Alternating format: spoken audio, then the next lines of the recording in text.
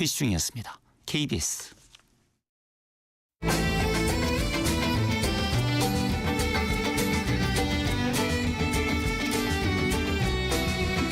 오늘을 함께하며 여러분의 내일을 응원합니다.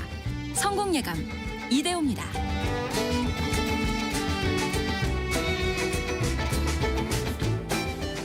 성공예감 이대호입니다. 2부가 시작됐습니다. 7월 25일 금요일 오전 10시 5분 성공예감 이대호입니다. 2부 문을 같이 열어보시죠. 경제상식 퀴즈 정답은 온열질환입니다. 온열질환. 발음이 어렵구나. 네. 열사병, 일사병, 열탈진 증상 여기에 포함이 되죠. 각별히 조심하셔야 되는데요. 밖에서 일하시는 분들 5386님이 친정에 와서 일손 도와드리느라 들깨밭에서 잡초를 뽑았는데 너무 더워요. 그래서 새벽 일찍밖에 일을 못하겠더라고요. 보내주셨고요. 4155님은 새벽 5시부터 과수원에서 일합니다. 이제 슬슬 더 더위가 심해져서 조심하셔야 됩니다. 7919님이 구급대원으로 근무하고 있는데요. 온열질환 의심 환자가 많아지고 있어요. 특히 어르신들 더 조심해야 해요. 이렇게 보내주셨네요. 7500님이 남편이 폭우 때문에 건물 지붕 파손 등 천장 보수 공사를 주로 하고 있는데요. 좁은 통로를 들어가서 빛도 차단되고 공기도 거의 잘 안 통하는 곳에서 몇 시간을 작업하다 보면 저녁엔 기진맥진 들어옵니다. 이렇게 또 바깥에서 일하시는 분들 정말 고생 많으십니다. 그래서 요즘에 몸이 좀 축축 처진다고 하죠. 날이 더워지니까요. 김미선님은 집에 에어컨이 고장나서 잠을 설쳤어요. 이렇게 에어컨 지금 없이는 참 살 수가 없는 그런 환경. 그리고 아까 저희가 오늘부터 그 영화 할인 쿠폰 6,000원 할인 받으실 수 있는 할인 쿠폰 45만 장이 풀린다고 어제도 그렇고 오늘도 안내해드렸는데 그게 오전 10시부터 영화관 홈페이지나 애플리케이션을 통해서 선착순으로 45만 장을 받으실 수 있다라고 안내를 해드렸는데 거의 애플리케이션이랑 홈페이지가 거의 다운되다시피 했답니다. 안 열린다고 합니다. 8703님 지금 영화관 홈페이지 접속이 안 됩니다. 대기 시간이 10시간이랍니다. 아이고 이걸 왜 선착순으로 해서 그 방법이 그거밖에 없었을까요? 근데 이게 또 지금 이 시간 조조 할인을 포함해서 영화 보러 가신 분들이 있을 텐데 현장에서 모바일 티켓을 보여주려 한다거나 이럴 때 오히려 또 애를 먹을 수도 있다라는 거죠. 그래서 현장에서는 키오스크를 이용하시든지 그 종이 티켓을 발권을 받으시는 게 더 나을 것 같습니다. 이거 여러 가지로 참 엉키는 일이 많습니다. 박미영 님도 지금 여러 컴퓨터로 여러 영화관 사이트마다 다 열어놓고 접속하시려고 하는데 잘 안 되고 있다고. 쉽지가 않네요. 증시 상황 한번 보겠습니다. 혼조세로 이제 출발을 했었는데 코스피는 강보합, 코스닥은 약보합. 거의 큰 변동은 없고요. 어제랑 거의 비슷한 3,190, 808 이렇게 코스피, 코스닥 나타내고 있고요. 시가총액 상위 종목들 중에서는 최근에 반등을 좀 많이 했던 그 2차 전지 관련주가 오늘은 좀 조정을 받고 있고요. 조선주가 다시 또 강세 이어가고 있네요. 2, 3%씩 조선주는 또 강세. 방산주도 역시 같이 강세인 흐름. 원달러 환율은 1374원, 1374원으로 좀 어제와 비슷한 흐름을 이어가고 있습니다. 온열 질환뿐만 아니라 또 조심하셔야 될 게 집중호우 피해가 컸죠. 또 아마 좀 시간이 지나고 나서 보면은 또 어떤 태풍이 올라옵니다. 이런 뉴스가 또 이어질 테고요. 아직 폭우가 남긴 상처도 아물지 않았는데요. 우리 주거 환경이 그 취약한 곳들이 참 많이 있습니다. 무너진 집들도 그렇고요. 어떻게 해결을 해 나가야 할지 같이 한번 머리를 맞대 보실까요? 한국도시연구소 최은영 소장과 함께합니다. 안녕하세요. 네, 안녕하세요. 우선은 지금 특히 이제 폭우 피해 큰 지역들 임시 숙소에 머무신다 하더라고요. 그 재해를 당하신 분들 침수가 된 집들 일단 복구를 시작할 거 아니에요. 이게 어떤 좀 매뉴얼 같은 게 있습니까? 어떤 식으로 복구를 하게 돼요?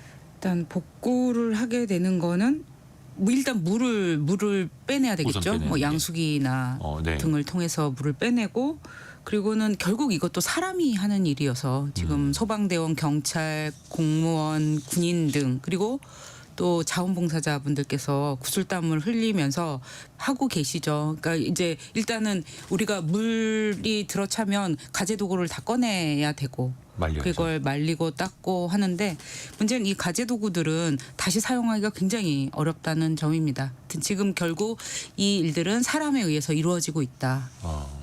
그래서 간혹 보면은 그 가전 회사, IT 회사에서 막 AS 센터 직원들이 자원봉사하면서 현장에서 막 고쳐주기도 하고 이런 것도 하더라고요. 이번에 그 피해를 입으신 분들이 2,500여 명이나 네.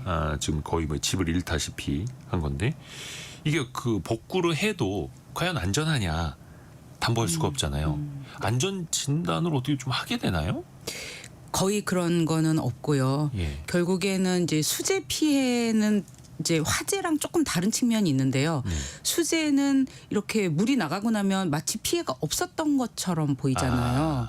그래서 화재 피해에 비해서 사실은 뭐 가전제품을 다시 쓸 수 없거나 가구 같은 것도 다 썩어요. 물이 예. 일단 한번 들어온 건. 그래서 다시 쓸 수가 없는데 그렇지 않은 것처럼 피해 보상을 받거든요. 그래서 수해는 그러니까 두 재해 다 엄청나게 심각한 재해인데 수해는 또 그런 특성이 있어요. 그 보상에 있어서 이 집이 없어지는 건 아니라 눈에는 보이잖아요. 네. 근데 다시 살기 굉장히 어려운 환경에 놓이게 되는데 근데 이제 피해 보상이 굉장히 제한적이라는 제도적인 한계가 지금 있습니다.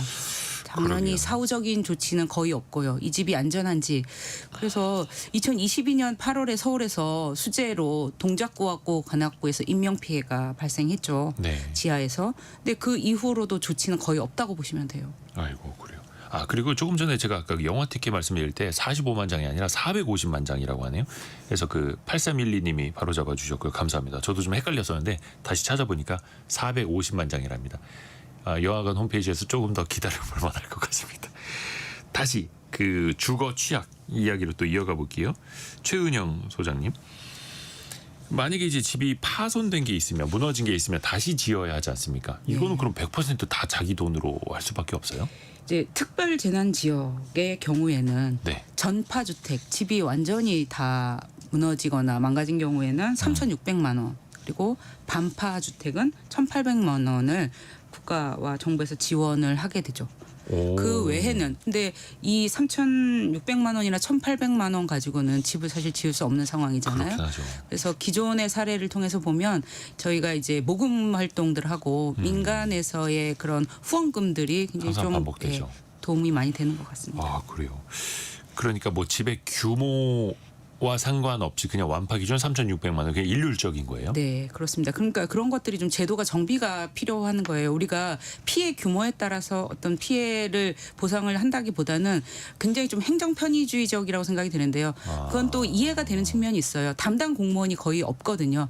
일손이 없다 보니까 일괄적으로 하는 그런 부분들이 있는데 피해를 좀 산정을 제대로 해서 그거에 상응하는 지원이 이루어졌으면 하는 바람이 있습니다. 제도적인 개선이 필요합니다. 그러게요. 또 현장에서는 딸릴 수밖에 없고 지금 뭐 민생회복 소비 쿠폰 나눠주는 일만 해도 뭐 사람들 엄청 몰린다고 하는데 수해 지역까지 만약에 그게 겹쳤다 그러면은 공무원분들도 더 많이 또 고생을 할 수밖에 없는 거고요. 특히 농어촌 지역 같은 경우에는 집만 피해를 본 게 아니잖아요. 네. 뭐 축사도 있을 테고 비닐하우스도 많고 그건 또 어떻게 해결해야 하나요? 그런 부분에 관해서는 이제 특별재난 지역의 경우에는 그래도 이제 손실 기준들이 있고 생계 지원금이나 그다음에 네. 농작물에 대한 피해 보상 이런 것들이 이루어지죠. 근데 이런 것들이 피해를 충분히 하기에는 어려운 부분들이 있어서 저희가 이런 피해를 당한 분들을 찾아봐서 이제 산불이나 수재를 당한 분들하고 만나보면 굉장히 그런 부분에 대해서 호소를 많이 하세요. 굉장히 많은 피해를 입었는데 지원이 매우 제한적이어서 원상 회복이 일상으로 회복이 안 되는 문제가 있습니다. 아주 오래 걸리고 아주 힘들죠. 그러니까 그분들에게 비닐하우스는 이제 생계를 이어가는 일터이고 축사도 마찬가지고요. 또 뿐만 아니라 막 도로, 전기, 뭐 하수관 이런 인프라도 많이 망가지잖아요. 그것까지 같이 복구하려면 또 시간이 더 오래 걸릴 수밖에 없고 물론 그건 이제 공공의 또 영역이긴 합니다만 한 달쯤 있으면 또 막 태풍 올라온다는 이야기 많이 들릴 수도 있는데 미리미리 또 이것도 예방을 해야 하는데 그때까지 뭐 이게 다 복구가 될지도 모르겠고 좀 어떻게 하는 게 좋을까요? 이 예방 대책을 얘기하면 굉장히 좀 뭐라고 해야 되나 자괴감이 들거든요. 우리가 할 수 있는 부분이 있나라는 생각이 드는데 관악구 동작구의 그 지역을 가보면 서울에서도요. 네, 거기는 예를 들면 산 아래에 하천이 있는 곳이거든요. 네. 그러니까 원래 하천이 원래 물이 다니던 지역인 거예요. 굉장히 구조적인 문제라는 거죠. 거기에 지하 문제는 어떤 예방 대책을 해도 어렵다. 어떤 지역 같은 경우에는 그래서 이것을 좀 나눠야 되는 게 있는 것 같아요. 지형의 특성상 그건 어쩔 수 네. 없으니 어떤 그럼 어떻게 지역은 될까요? 그렇고 이런 지역들은 지하를 사용할 수 없게 해야 되는 거고요. 지금 우리 지하가 전국적으로 33만 가구가 넘는데 반지하 같은 지역? 이 모두를 같이 처리할 수는 없을 것이고요. 지금 관악구 동작구 같은 경우에는 특이하게 산에서 물이 내려오는 지역이거든요. 원래 하천이 다니던 그러니까 여기가 복개를 해서 그렇지 원래 하천이란 말이에요. 아. 이런 곳은 사람이 살면 지하에는 원칙적으로 안 되게 하고 이런 것들을 좀 선별하는 작업이 필요한데 지금 벌써 3년이 지났지만 그런 작업이 이루어지지 않았거든요. 그래서 이 예방 작업과 관련해서 우리는 지금 뭘 하고 있나 하는 자괴감이 사실 좀 많이 듭니다. 그러니까 침수에 특히 이제 반지하 주택이 위험하긴 한데 특히 이것도 지역의 지리적 특성에 따라서 더 위험한 곳이 있고 하는 거네요. 네, 그렇습니다. 그러면 그 지역에 대해서는 다른 조처를 하고 지하 중에서도 그래도 살만한 곳들도 있거든요. 그런 곳들은 고치는 작업을 할 수도 있겠죠. 수리만을 통해서도 좀 주거 환경이 개선이 될 수 있는 지역이 있고 굉장히 이렇게 차별적으로 대응을 해야 되는데 지금은 비가 안 오기만을 바라야 되나? 저는 그렇게 생각하고 있습니다. 그래서 자괴감까지 드신다고 네. 최은영 소장님이 말씀해 주셨는데 그러면 그 예전에 그 한 3년 전쯤이었나요? 네. 반지하 2020 주택에서 이제 물이 차올라서 돌아가신 분들도 생기고 하다 보니까 서울시에서도 막 파악을 하겠다라고 이야기를 했는데 어느 정도 파악은 됐을 거 아닙니까? 그래서 특별히 어떤 지역은 반지하 주택이 더 위험하다. 파악을 사실상 안 하고 있다고 봐야 될 것 같은데요. 알려진 게 없잖아요, 저희가. 기사 찾아보시면 어디가 더 그래요. 위험하다라고 알려져 있지 않습니다. 그리고 저도 그 예, 망각을 하기를 바라는 것 같아요. 제가 동작구에 사망 사고가 난 곳을 한 1년 정도 있다가 가봤거든요. 그 후에 근데 이미 주민들은 모르시더라고요. 그러니까 거기 이게 살던 사람도 그 근처에 오래 살던 분인데도 여기에서 사망 사고가 발생했다라는 것들을 모르세요. 그러니까 우리는 어떤 문제가 발생했을 때 여기가 문제고 이걸 해결해야 된다는 게 아니라 그건 그냥 동작구 관악구 하면 매우 추상적이고 어딘가잖아요. 그냥 그렇게 넘어가는 경향이 있어요. 그래서 결국은 비가 그때처럼 또 온다면 또 똑같은 일이 벌어질 거라 제가 여름에 장마철이 되면 그때처럼 비가 안 오기를 바라는 뭐 그런 마음으로 살고 있습니다. 그러니까 망각을 이재민들은 하게 더 된다. 하실 거고요. 그렇죠. 그래서 그런 네. 피해도 반복이 되고 네. 그걸 이제 끊어놓자고 정책이라는 걸 동원하는 건데 달라진 게 없다. 좀 구체적으로는 뒷부분에 조금 더 여쭤보겠고요. 근데 일단 반지하 주택이 이게 주거비가 저렴하니까 저소득층 입장에서는 그쪽을 또 찾아갈 수밖에 없는 거고 아까 말씀하신 게 30만 가구가 넘는다고요. 네네. 33만 7천 가구 2020년 인구주택 총조사 기준으로 그렇습니다. 전국에. 근데 특징이 굉장히 수도권 밀집도가 높아요. 96%가 수도권에 밀집해 있거든요. 특징은 주거비가 높은 것이죠. 그렇죠. 그러다 보니까 비수도권에서는. 네. 더 저렴한 반지하를 이용하게 되고 근데 원래 반지하가 이게 주거 용도가 아니라 대피소 역할로 처음에 시작됐다면서요. 네. 1970년에 예. 남북한이 대치하는 상황에서 방공호로 사실은 의무적으로 만들기 시작했거든요. 네네. 그런데 서울의 주택 문제가 심각하죠. 수도권을 비롯해서. 그러다 보니까 그곳이 원래는 사람이 사는 용도로 만든 게 아닌데 사람이 사는 집으로 사용되는 그런 문제가 발생했고요.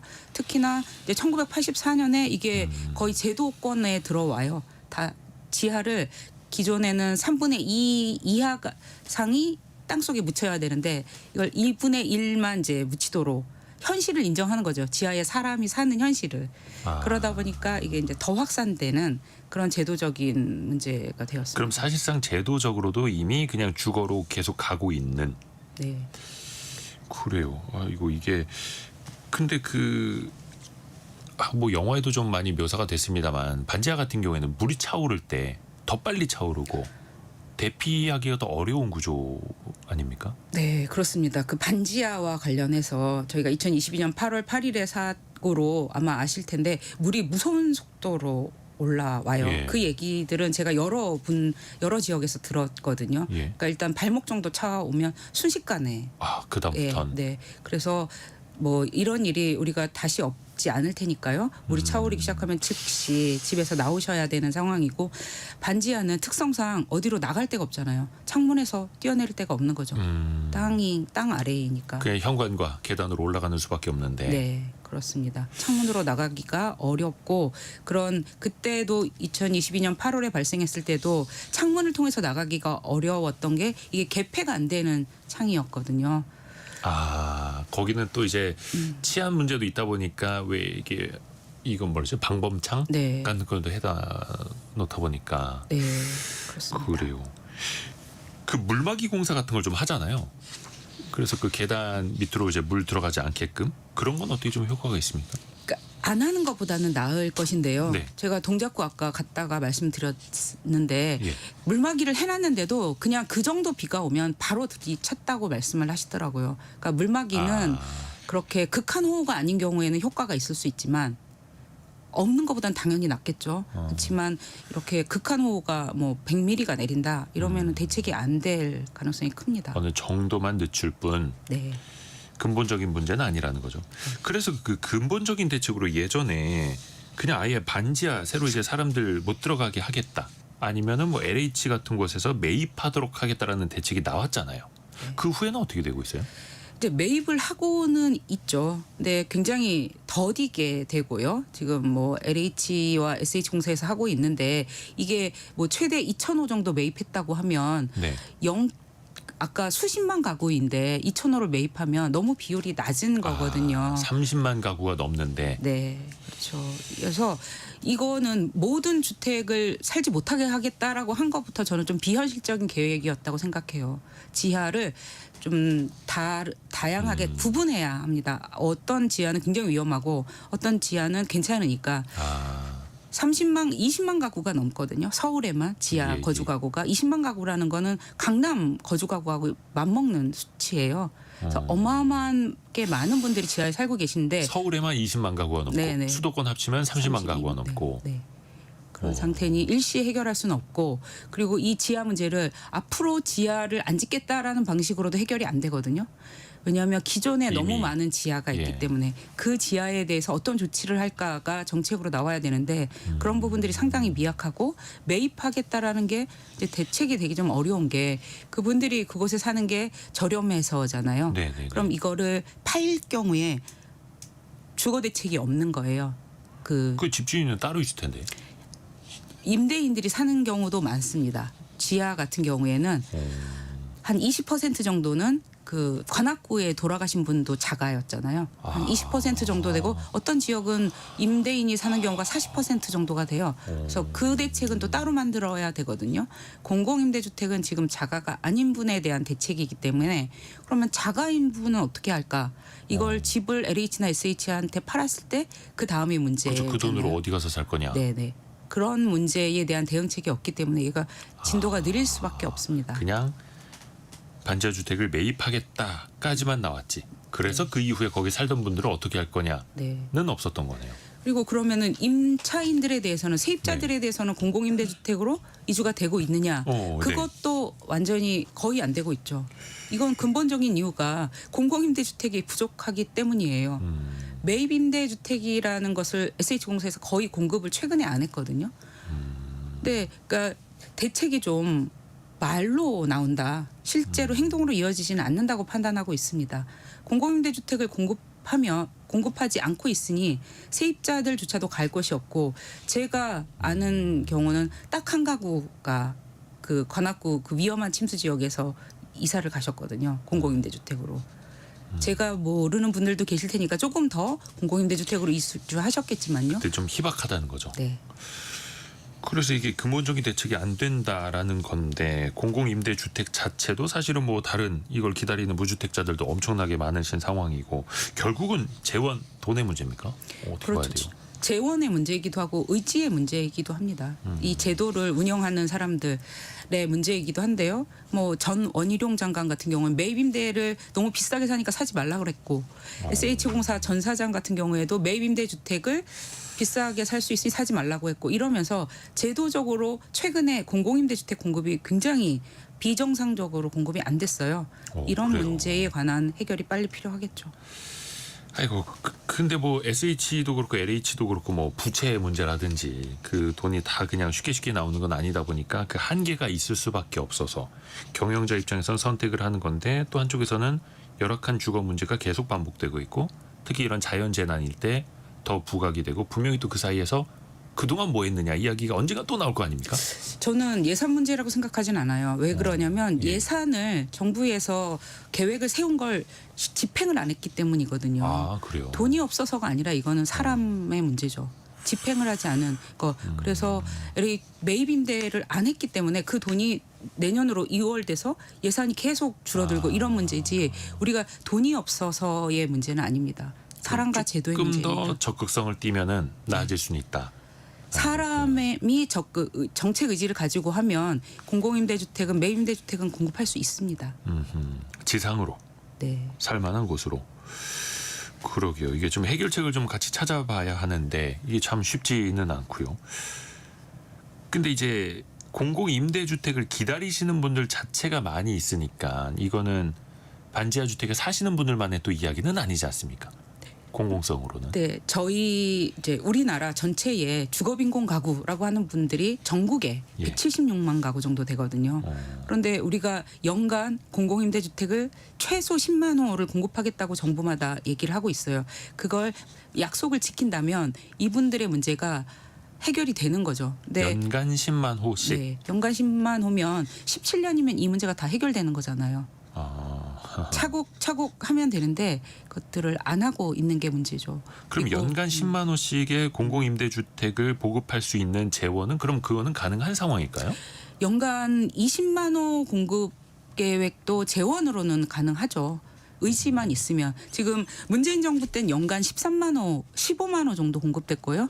윤석열 정부의 최소 10만 호였어요. 공공임대주택 아니면 연간입니다. 연간으로? 네. 그래요? 네, 공공임대주택이 우리나라는 다른 나라들에 비해서는 활발하게 공급하고 있는 편입니다. 근데 이제 그게 어떤 유형에 관해서 아까 제가 매입임대주택이라는 유형을 말씀드렸는데 예. 그게 공급이 많이 안 되고 있었던 문제가 있었습니다. 아하.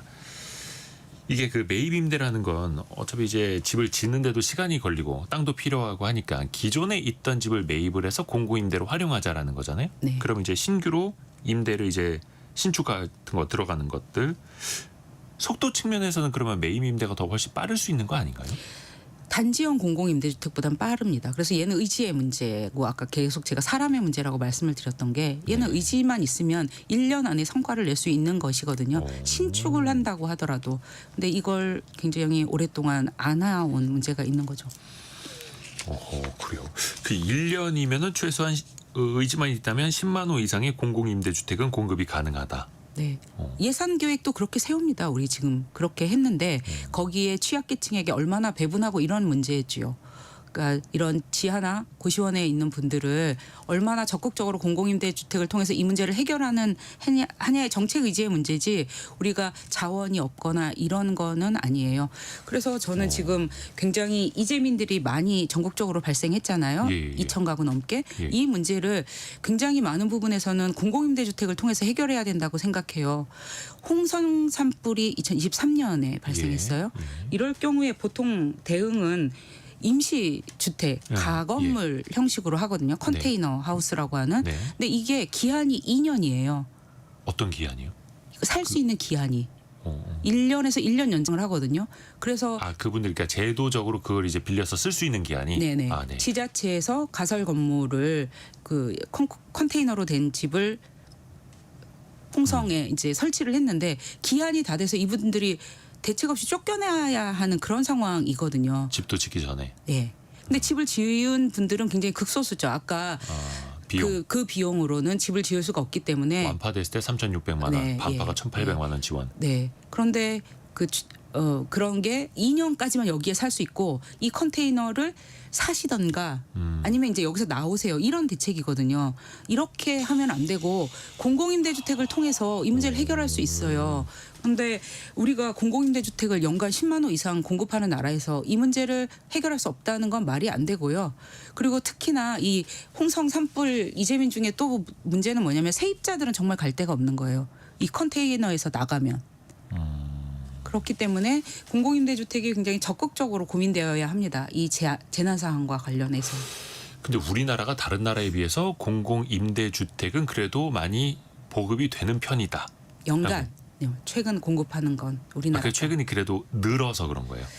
우리나라가 공공임대주택을 다른 나라에 비해서 굉장히 늦게 공급을 시작을 했거든요. 아. 다른 나라는 굉장히 오랜 역사를 가지고 있고 네. 우리는 1989년에 시작이 되었는데요. 예. 그런데 매년 어느 정부든 여당 야당 뭐 민주정부 진보정부를 상관없이 항상 공급을 많이 하고 있는 뭐 전혀 부침이 없었다고 할 수는 없는데요. 그래도 다른 나라들에 비해서는 공공임대주택 공급을 많이 하고 있는 편이라고 평가할 수 있습니다. 아, 그래요. 근데 그거를 이제 꾸준히 해야 한다라는 거. 네. 연간 최소한 한 10만 호에서 15만 호는 네. 꾸준히 공급을 하면 된다라는 거. 주거 빈곤 가구가 176만이라고 하셨어요. 그러니까 산술적으로 보면 10년이면 해결할 수 있다라는 건데, 아, 이게 근데 참 숫자로만 보면은 어렵진 않아 보이는데, 근데 또 현실로 들어와 보면 쉽지는 않고, 그래서 아까 의지의 문제 되게 많이 또 강조를 해주셨네요. 날씨가 또 많이 더워지면서 주거 그 취약 부분에서 더 많이 또 염려가 들 수밖에 없는데요. 오늘 오전 10시 기준으로도 또 이제 폭염 경보가 더 많이 발효되어 있거든요. 인천, 경기, 충북, 충남, 전남, 강원, 전북 여러 지역에 폭염 경보가 발효되어 있습니다. 외출 가급적 자제하시고 또 수분 충분히 또 섭취하시고 중간중간 그러니까 밖에서 일하실 수밖에 없는 분들도 건강 챙겨가면서 일을 하셔야겠습니다. 저희가 한국도시연구소 최은영 소장과 주거 취약 문제를 이야기하고 있고요. 또 현재까지 들어와 있는 뉴스들 한번 또 정리해서 전달해 드릴게요. 라디오 정보센터 다녀옵니다.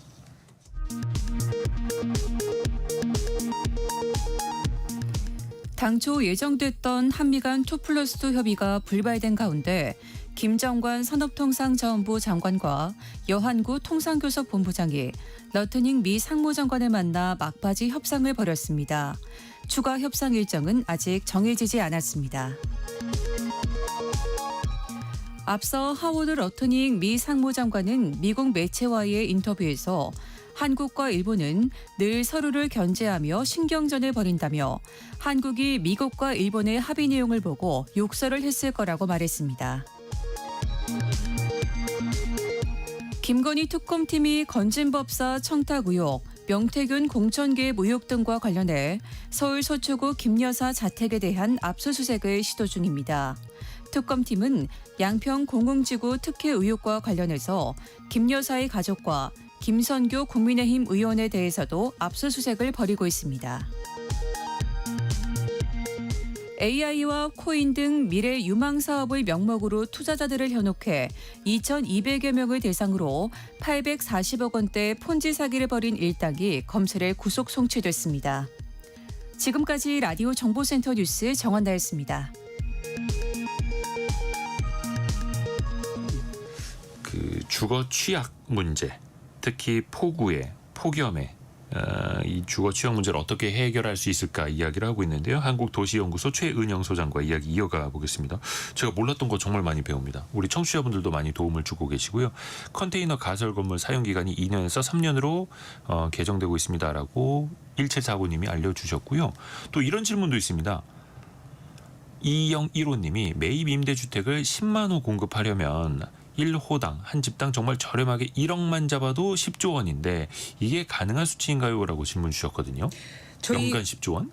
저희 공공임대주택 예산이 2022년 기준으로 20조 원이었습니다. 잡혀 있는 게요. 네, 2022년에. 근데 이거를 윤석열 정부에서 공공임대주택을 10만 호로 적게 공급하려고 했던 거예요. 예. 제가 이제 10만 호라고 얘기한 게 얘가 기준이 될 것 같아서 좀 무서운데요. 왜냐하면 그 이전에 문재인 정부에서는 연간 15만 호 정도 공급을 했거든요.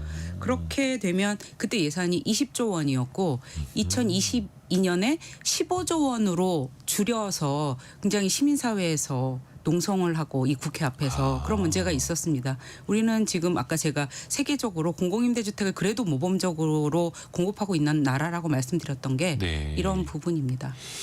그리고 또 그 공공 임대주택 이제 매입 형식으로 공공 임대를 해주는 것들 사실 이제 많은 집을 확보해야 하는데 이런 경우도 있나 봐요. 9236님이 저희 동네 한 블럭을 공공 매입으로 시도했는데 실패했습니다. 지역 주민 대부분이 집을 팔려고 하지 않았기 때문입니다. 이렇게 이게 재건축하는 것처럼 사람마다 이해관계가 다르고 아니 나 그 값에는 안 팔아 이러실 수도 있는 것 아닙니까? 네, 그렇죠. 그거는 굉장히 존중되어야 되는 의사고 예. 팔기 싫은 거를 살 수 있는 방법은 없습니다. 근데 팔 의사가 있는 분들 지금 부동산에 가도 매물이 굉장히 많잖아요. 그런 부분들 팔고 싶은 분들에 대해서 쓸 수 있는 방법이죠. 이제 그래서 지하 매입이 어려운 이유 중에 하나가 그것인데요. 팔 의사가 없고 그리고 결국엔 가격이 안 맞으면 사려고 하는 공공에서 감정평가한 가격과 그렇죠. 그다음에 내가 생각하는 눈높이가 가격이 다르니까. 다르면 이게 팔기가 어려워서도 쉽지 않은 사업입니다. 이게 또 나의 일이 되면 아마 또 이해를 또 하실 것 같습니다. 네. 그럼 반대로 내 집을 팔고 싶은데 뭐 나홀로 아파트가 됐든 아니면 좀 취약 지역이어서 팔리지도 않고 내 집을 공공 매입 쪽으로 좀 매각을 하고 싶다. 혹시 먼저 어떻게 노크를 할 수 있는 방법이 있나요? 그런 경우들을 이제 제도가 예. 굉장히 시점에 따라 다르는데 LH가 매입임대주택 공급을 적극적으로 할 때는 그런 것들을 했어요. 집 파쇼라는 우리한테 거. 신청하세요. 네. 그런데 지금은 매입임대주택을 그렇게 적극적으로 공급하다 하지 않는 시점에서는 그런 걸 안 하죠. 그래서 얘가 제도의 운영이 굉장히 중요합니다. 그러니까 지금도 매입임대주택 공급을 적극적으로 하겠다라고 하면 이렇게 집을 팔려고 하는 분들이 공공에 먼저 노크할 수 있는 그런 창구를 만들 거 아닙니까? 네네네. 그래 그런 시도를 했던 적이 있고요. 그래서 그런 것들이 적극적으로 공급하기 위해서는 필요하다고 생각합니다. 0222 쓰시는 분께서 반지하 사시는 분들 그 지방 빈집이나 거기 미분양 많은데 그쪽으로 이주시키는 방법 안 되는 건가요? 보내주셨는데 근데 뭐 서울에 사시는 분들이 지역에 그 뭐 빈집을 준다라고 해서 이주를 쉽게 하시겠습니까? 집은 단지 집이 아니고 그렇죠. 그 주거 환경 그리고 이웃 이것도 굉장히 중요하거든요. 나의 생활권. 일자리도 그렇고. 네, 그렇습니다. 권재현님이 매입된 반지하 주택은 그럼 어떻게 사용하는 거예요?라고 어떻게 그냥 창고로만 씁니까? 어떻게 합니까? 예, 창고로 하거나 뭐 일자리를 이제 거기서 작업장 같은 경우로 사용되기도 하고 아하. 모임 공간으로도 사용하기도 하는데요. 근데 저는 최근에 가봤을 때 그런 것도 좀 회의적입니다. 환경이 좋지 않아요. 어쨌거나 습기, 여름에는 냄새 나고 곰팡이 이래서 창고 정도로 활용할 수 있지 않을까 싶습니다. 그것도 또 관리를 또 잘 해야 하는 거고요. 또 하나가 더위에 취약한 공간들도 한번 좀 생각을 해볼게요. 반지하는 특히 이제 폭우 내렸을 때 위험하고 가장 더위에 취약한 공간은 어디를 또 꼽아볼 수 있을까요? 쪽방촌, 비닐하우스, 컨테이너, 주택 이외의 거처라고 하거든요. 집도 예. 아닌 집들이 문제일 테고 그 노후 주택도 상당히 문제입니다. 그래서 비수도권에는 노후 주택 문제가 심각한데 예전에는 단열이라는 개념이 없었어요. 아하. 그래서 집이 더위와 추위를 막아주는 게 아니라 거의 바깥하고 다르지 않은 집들. 집이 더 더워 이런 말 네. 나오면 그래서 아까 외출 자제하라고 하셨잖아요. 예. 근데 쪽방 주민들이나 고시원 주민들에게 이 말이 어떻게 다가올까 그런 생각이 들었습니다. 그 집에 사실 집 그러네. 왜 더우니까 외출을 자제하세요 하면 집이 더 더운데. 집이 더 덥거든요. 그래서 지하 거리로 나가시거나 아니면 지하철을 타고 하루 종일 돌아다니시거나 이런 상황이거든요. 저도 결혼하기 전에 옥탑방에 좀 살았거든요. 아 추울 때 정말 춥고 더울 때 정말 뜨겁고 하기사 그런 분들 입장에서는 차라리 그냥 밖에 나가는 게 그늘 찾아가는 게 주민센터라도 찾아가는 게 더 나을 수도 있는 거네요. 그래서 그런 문제가 좀 빨리 해결이 됐으면 좋겠어요. 우리가 코로나 때도 그랬고요. 극한 위기가 기후 위기가 지금 계속적으로 반복되고 있잖아요. 이게 수해도 문제고 산불도 문제고 그러게요. 늘 반복되고. 바람이 제가 올해 산불이 굉장히 남부지방에서 문제일 때 남부지방을 방문했던 적이 있는데요. 바람이 경험해보지 않았던 강한 바람이 불더라고요. 우리나라에서 이렇게 강한 바람이 부나? 그러니까 극한 기후가 일상화되고 있는 상황이기 때문에 기후위기가 계속 심화되고 있는 상황에서 이 집이 사람을 보호해줘야 되거든요. 그래서 그 아까 말씀하신 게 누군가에게는 외출 자제하세요라는 말이 나는 어떡하라는 말인가 이렇게 들리지 않도록 우리가 빨리 대책을 마련해야 된다고 생각합니다. 그러게요. 그냥 아예 단열의 개념조차 없이 지어진 집들, 사람이 살기 힘든 집들, 뭐 여전히 슬레이트 판자 같은 걸로 지어진 집들도 많고 쪽방촌은 대부분 그러지 않습니까? 네, 그렇습니다.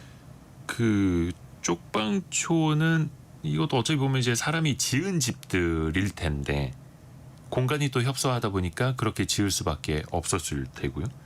그래도 반지하는 처음에는 그래도 대피소 역할이라도 했었던 건데 쪽방촌은 어쩌다가 이런 구조로 이런 뭐라 해야 될까? 일종의 이제 촌이 굴락이 형성된 거잖아요.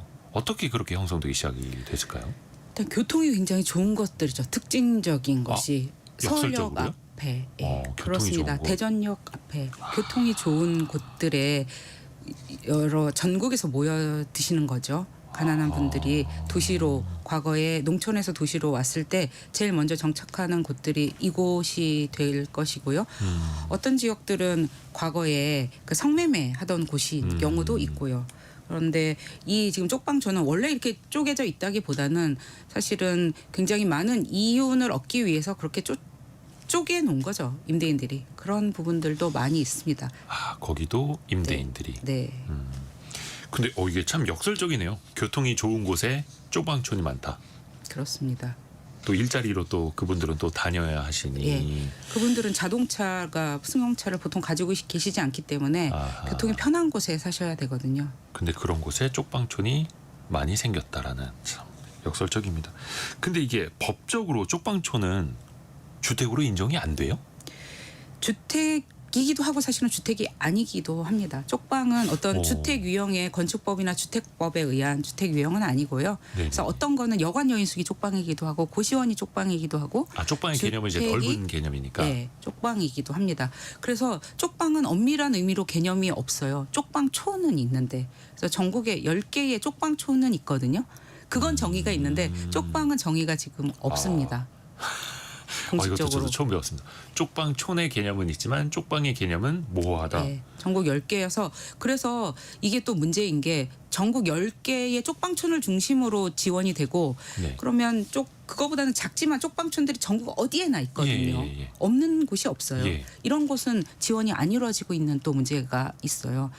보건복지부 중심으로 10개 쪽방촌을 중심으로 지원을 하다 보니까 다른 그러니까 쪽방촌으로 인정받지 못한 쪽방은 지원 대상에서 빠져 있는 그런 문제가 또 발생하고 있습니다. 야, 차라리 모여 있기라도 하면 지원이라도 받을 수 있는데 좀 이렇게 한 집 한 집 듬성듬성 있는 쪽방은 그런 지원에서 또 사각지대예요. 예, 그렇습니다.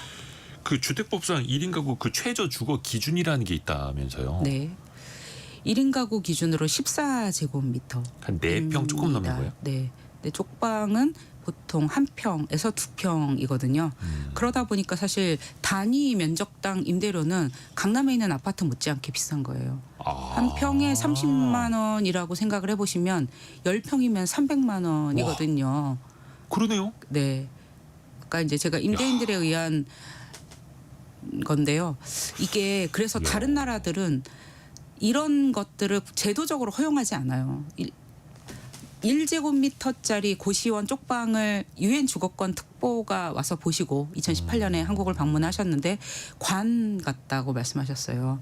그러니까 이런 것들은 임대인들은 그런 의도나 욕구가 있잖아요. 그래야 더 많은 수익을 올릴 쪽에서 테니까. 예, 네. 많은 사람에게 많이 받을 수 있다. 네, 그래서 그건 정부의 역할이 필요한 거거든요. 이렇게 하지 못하게.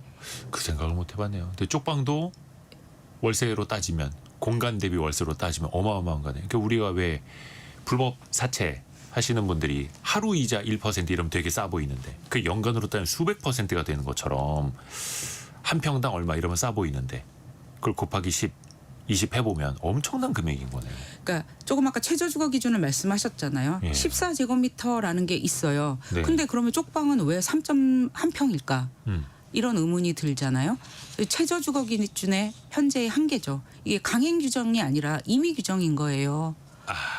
그래서 뭐 이거 1인 가구 예를 들어서 4.24평 14제곱미터 안 되는 2평짜리에서 살고 있으니 당신 처벌 이거는 안 되니까. 예. 근데 그러면 그런 집을 만들지 않아야 되거든요. 지하도 아주 열악한 지하는 네네. 그런 곳에 임대를 하지 못하게 만들어야 돼요. 그렇지 않으면 지금 관악구에서 아까 제가 한 집이 임대주택으로 이사 갔다는 예. 걸 경험했다고 말씀드렸는데요. 그 집에 다시 가보니까 30대 청년이 아. 살고 있는 거예요. 누군가 또 들어오죠. 네, 거기는 굉장히 위험한 지하거든요. 물이 100m 차면 그 폭우가 내리면 거기는 다시 똑같은 굉장히 사람 생명을 위협받을 수 있는 집인데 공공임대주택으로 갔는데 거긴 다시 취약계층이 거주하게 되는 이런 현실을 바꾸려면 이런 집에 대한 문제를 해결해야 되는 거죠. 고시원이 너무 좁은데 이걸 지금 이렇게 방치하고 있는 상태거든요, 사실. 아니 그러니까 예를 들어서 반지하 같은 특정 지역, 물이 잘 차오르는 지역, 여기는 폭우 내리면 사람 자다가 죽어요라고 해서 이사를 시켰는데 또 한 다른 집. 사람이 들어와서 살고. 네. 이게 참 순환도 이게 참 씁쓸한 순환이 여기서 이루어지는 거네요. 그 고시원 잠깐 이야기를 해주셨는데 사실 고시원이 뭐 예전 진짜 시험 공부하러 들어가는 곳이었는데 이제는 고시원에 고시 준비하러 들어가는 사람보다는 집 구하기 어려워서 그냥 싼 값에 살기 위해서 고령자나 취약계층이나 직장인들도 많이 산다 하더라고요. 여기도 또 열악할 수밖에 없죠. 그렇죠. 고시원도 쪽방과 환경이 굉장히 유사한 곳이 있고요. 고시원은 좀 근데 주거 환경이 상당히 좀 차이가 많습니다. 고시원이 월 100만 원이 넘는 경우도 있거든요. 요즘에 뭐 빌트인으로 막 가구 쫙 돼 있고 네. 안에 화장실 뭐 샤워장까지 돼 있는 데들도 있고 네. 진짜 한 평도 되지 않는 네. 곳도 있고. 네. 고시원이면서 쪽방인 곳들도 있으니까요. 네. 그래서 고시원은 좀 주거 환경이 상당히 차이가 났지만 그래도 굉장히 열악한 고시원 같은 경우에는 이 난방 냉방이 제대로 안 돼요. 이런 극한 그렇죠. 기후에. 그래서 중앙에서 에어컨을 트는데 그러면 문을 열어놓고 살 수가 없잖아요. 그러면 창문 없는 곳 냉기가 많죠. 들어오지 않고 쪽방도 마찬가지예요. 지금 서울시에서 에어컨을 달았다고 엄청 선전하는데 문을 열어놓고 산다라는 게 쉽지 않잖아요. 특히 쪽방에 사시는 고시원에 사시는 여성분들의 경우에 더 여름에 문제가 돼요. 아, 창문 열어놨을 때 이제 문을 치안 열어놨을 때 측면에서. 네, 그런 문제가 발생하고 있어서 그런 것들은 에어컨 설치가 근본적인 대안은 아니다라고 보고 있습니다. 쪽방촌에. 그러네요. 고시원 같은 경우에도 창문 하나 있는 방은 뭐 월 한 5만 원 더 비싸다 뭐 이런 것도 있고. 그럼 이거를 도시 차원에서 좀 어떻게 해봐야 될지 예를 들어서 우리가 쪽방, 옥탑방, 고시원 여러 군데 이야기를 했는데 반대로 생각해 보면 저소득층 입장에서 보면 아니 그럼 어디 가란 말이냐. 나도 뭐 반지하에서든 살아야 되고 옥탑방에서든 살아야 되고 한 달에 뭐 15만 원, 20만 원짜리 고시원에서라도 살아야 되는데 뭐 어쩌라는 말이냐라고 하면 우리는 어떤 말씀을 드려야 됩니까? 근데 저희 나라는 우리나라는 공공임대주택을 다른 나라에 비해서 굉장히 많이 공급하고 있는 나라이고요. 예. 굉장히 이 정책도 있고 그다음에 주거비 지원도 있어요. 주거급여라는 제도가 있거든요. 그래서 지금 현재 올해 기준으로는 기준 중위소득의 48%가 안 되는 분들 예. 1인 가구 기준으로 한 120만 원보다도 소득이 기준 중위소득이 낮으신 분들에 대해서는 주거비를 지원하는 제도가 있거든요. 아까 176만 주거빈곤 가구를 말씀을 드렸는데 예. 사실 그분들을 다 공공임대주택만을 통해서 해결할 수 있는 건 아니에요. 예, 주거급여라는 통해서 민간임대주택에 그래도 양질의 민간임대주택에 거주하실 수 있으면 되는데 이게 제도적인 한계가 이런 겁니다. 다른 나라는 쪽방촌 지금처럼 열악한 쪽방촌에 사는 경우에 주거비 지원을 하지 않아요. 주거비 지원을 한다라는 건 국가가 주거권을 보장하기 위한 거잖아요. 예. 그분의. 예. 그런데 돈은 주는데 우리 쪽방촌은 열악한 주거기 때문에 주거권을 그분이 향유한다고 할 수가 없죠. 국가가 돈은 줘요. 네. 30만 원이 넘는 주거비를 지원하는데 생활비로 그냥 네. 쓰실 수 있겠구나. 아니 임대료로 지급을 하는데요. 아, 임대인에게 들어가요, 쪽방촌에 사시잖아요. 예. 아 임대인에게 바로 이제 입금해 주는 방식으로. 네. 예. 그래서 다른 나라는 이 문제를 빈곤 비즈니스로 접근해요. 빈곤 비즈니스를 하지 못하게 제도가 있는 거죠. 그래서 쪽방촌에 이렇게 열악한 곳에 사는 분들에게는 주거비 지원을 안 해요. 더 좋은 곳에 가셔야 지원을 주거비 드린다. 지원을 하거든요. 근데 우리가 제도상으로는 아까 14제곱미터 그러니까 4.24평 안 되면 집으로 인정 안 해주는 법이 있는데 예를 들어서 한 평짜리에 살고 있는데 지원금이 나오면 이거 되게 역설적인 거잖아요. 그래서 이게 지금 현재 굉장히 많은 분들이 고시원이나 쪽방에 살면서 주거급여를 받고 계세요. 그리고 한편으로는 공공임대주택에 거주하시는 분들도 계시고요. 그런데 이게 그러니까 제도 설계가 근본적으로 다시 필요하다라는 건데 다른 나라는 주거비 지원을 할 때 주거품지라고 연계를 해요. 살만한 집에 사셔야 주거비 지원을 한다라는 건데 이게 당장 이 문제를 해결할 수는 없죠. 모든 걸 한꺼번에 해결할 수는 없지만 그래도 우리가 아무것도 안 해서는 안 되는데 지금 주거급여와 관련해서 너무 아무것도 안 하고 제도 개선이 없다고 생각하고 있습니다. 이러면 다른 나라는 빈곤 비즈니스를 통해서 결국은 임대인만 좋아지잖아요. 그리고 저희가 주거급여를 매년 올리는데 그럼 그게 그분의 주거가 향상되는 게 아니라 임대인한테 그 소득이 계속 국가의 재정이 투입이 되는 거거든요. 이 고리를 끊기 위한 제도 설계가 새로 필요한 상황입니다. 이거 빈곤 비즈니스라는 말을 저는 처음 들어봐가지고 좀 충격적이기도 합니다. 다른 근데- 나라는 당연히 임대인 입장에서는 그렇게 쪽방을 쪼개고 최대한 이익을 보려고 하는 거고 그걸 막기 위한 국가의 제도 설계가 또 있어야 되는 거죠. 우리는 물론 그게 이제 없어요. 그렇게 쪽방을 이제 제공하신 분 입장에서는 내가 이렇게 저렴한 가격에 그 사람들 살 곳도 지원해주지 않느냐라고 또 이제 보실 수는 있는 거고 양면성이 있으니까. 근데 그냥 아주 짧게 좀 어떤 인식의 전환이 필요할지 요 한마디도 좀 부탁드릴게요. 네, 기후 위기가 나날이 심해지고 있거든요. 그래서 생명과 안전을 위협하는 집은 우리가 노력으로 의지로 지금 할 수 있는 상황이에요. 세계 10위권의 경제대국 대한민국에서 사람들이 이렇게 살지 않도록 하는 게 필요하고 지금 쪽방촌 개발이 멈춰서 있거든요. 영등포 쪽방촌 같은 경우에는 그대로 있죠. 개발을 해야 그 문제가 해결이 됩니다. 그래서 영등포 쪽방촌, 동자동 쪽방촌 이런 것들은 이렇게 두지 말고 없애고 새로 지어야 이 문제가 해결이 됩니다. 그 기사를 보면은 참 항상 추진한다라고 하는데 추진한다라는 기사만 몇 년째 반복돼 있고, 야 오늘 많이 배웠습니다. 한국도시연구소 최은영 소장과 함께했습니다. 감사합니다. 네, 고맙습니다. 감사합니다. 벌써 시간이 다 됐네요. 자, 내일은 성공예감 주말판 별책 부록이 방송되는 내일은 토요일. 성공예감 19조 이헌주 교수와 함께 이 AI 시대에 우리는 어떻게 마음을 챙기면서 살아가야 할지, AI를 압도하는 내면 경쟁력이라는 책을 같이 읽어보시죠. KBS 1라디오 그리고 유튜브를 통해서도 함께 만나시겠습니다. 성공예감은 오늘도 여러분을 응원합니다.